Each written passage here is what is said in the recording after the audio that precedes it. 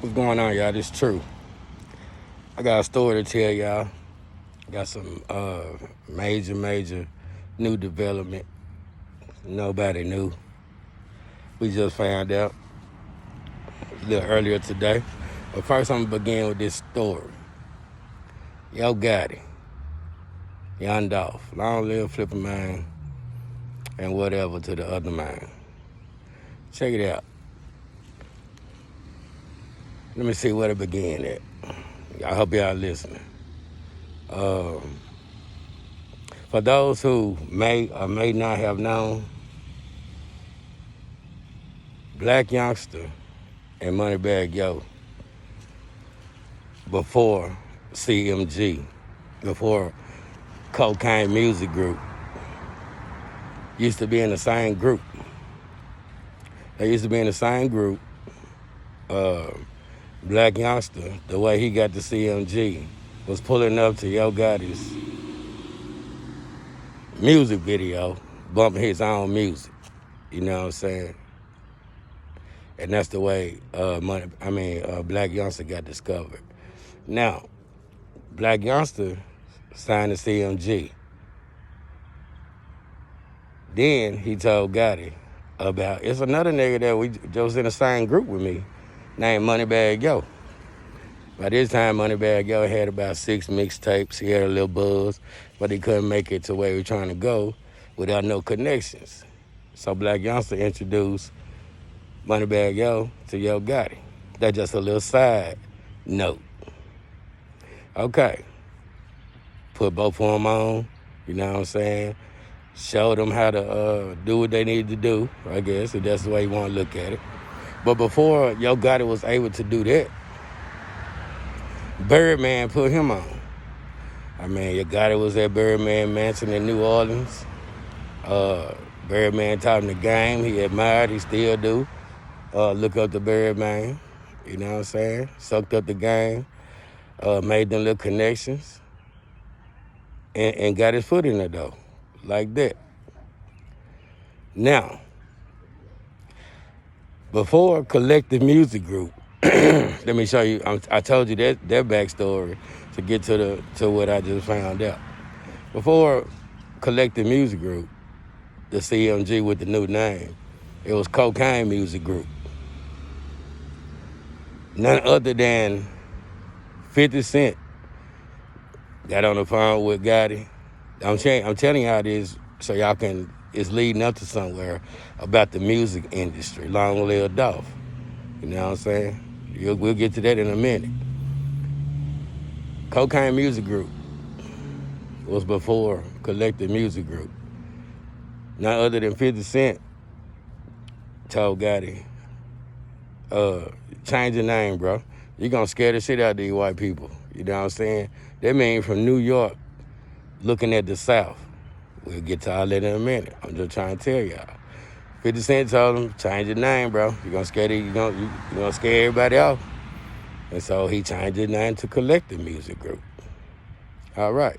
When he did that, enter Epic. L.A. Reid was the first, was running Epic. So L.A. Reid signed Gotti, and he got his foot in the door now. Remember that. L.A. Reid, okay. So he stayed years with Epic, right? Before Jay-Z, right? Epic. Now, before I get to what I was finna say, Epic came to an end. There has been conversations going on, and he had to pay a handsome ransom to leave Epic with his masters. According to his words, I had to pay a hefty price. Hint, hint. That don't necessarily have to be all money.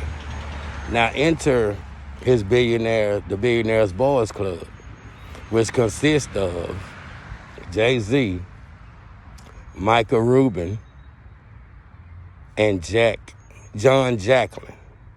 Y'all Google that.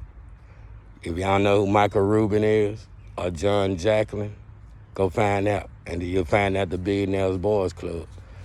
All right? So you got that, right? Now, he got his masters, and this date I'm going to get to that in a minute. He got his master's. He left Epic. He had to pay a hefty price. Remember industry. Long live Dolph. Right? So he got his master's, had to pay that hefty price, put some quotation marks around that one. And then by the time I finish the story, it'll make sense. All right, so now, he ain't know what he was gonna do. The industry did. So he was courted. He was courted. Remember, Rock Nation is Yo Gotti's manager. Remember that. Rock Nation is Yo Gotti's manager even until this day. That's Jay-Z and his relationship, but it's also the industry's relationship. Now, he gets over to Interscope, right? That's where John Jacqueline come in at. He get over to Interscope, and Interscope, with Jay-Z's help, is grooming him for the Southern takeover, right? Now, guess who in their way? Remember? I'm finna get to something that's gonna blow your mind. None other than the Southern blueprint, long live Flipper Man. He wasn't fucking with nobody. Ain't nobody turned down a $22 million deal ever in the history of music but our boy, long live Flipper Man. Now that's an insult to industry, and also, if he can do that, if Dolph can do that, and we let you do that, and we ain't supposed to be in business because social media and the internet allow everybody to be independent, then the game is over with for us. Over with. So, if y'all didn't know, Yo Gotti has a partnership deal with Interscope Records. If y'all don't know the deadliest record label in the industry, y'all know Interscope. Y'all know Interscope. You know what I'm saying? Ask Eminem and ask 50 Cent. There you go. Now you're making 50 Cent. Had the mentor. All of them was working on Gotti for one reason, to get rid of Dolph. That's it. You can't pick. I mean, we can't do nothing with Dolph. The industry can't do nothing with Dolph, but let him be the boss that he is, get his own money at 100% rate.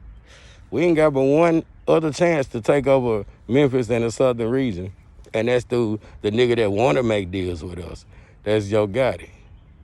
So here come 50, here come Jay-Z, here come Interscope, Jimmy Iovine and all them, but at this point, it's John Janick. All right, now, I just told y'all something y'all didn't know. The reason why Gotti and Angela Simmons and all this shit is going on is because he's backed by billionaires. They see something in him. He the only one left to work. Okay, here comes something.